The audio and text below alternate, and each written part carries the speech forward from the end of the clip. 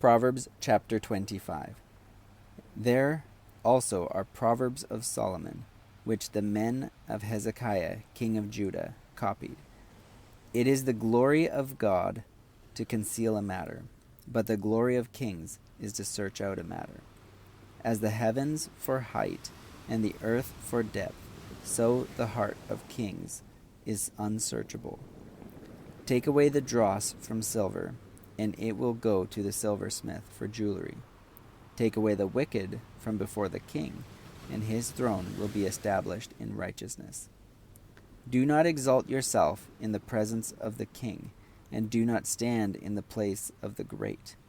For it is better that he say to you, "Come up here," than that you should be put lower in the presence of the prince, whom your eyes have seen.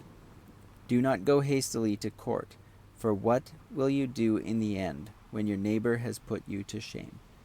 Debate your case with your neighbor, and do not disclose the secret to another, lest he who hears it expose your shame, and your reputation be ruined.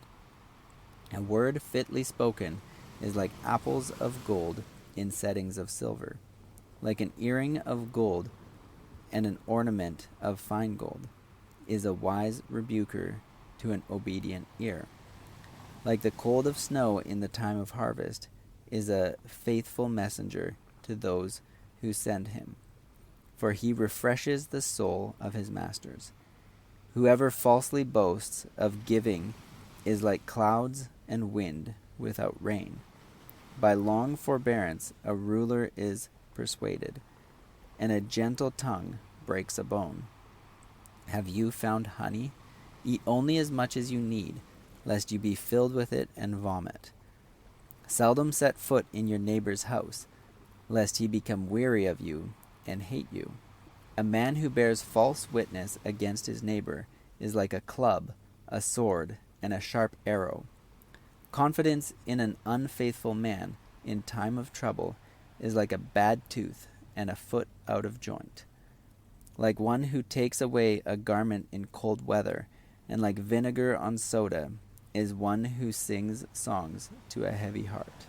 If your enemy is hungry, give him bread to eat, and if he is thirsty, give him water to drink, for so you will heap coals of fire on his head, and the Lord will reward you. The north wind brings forth rain, and a backbiting tongue an angry countenance.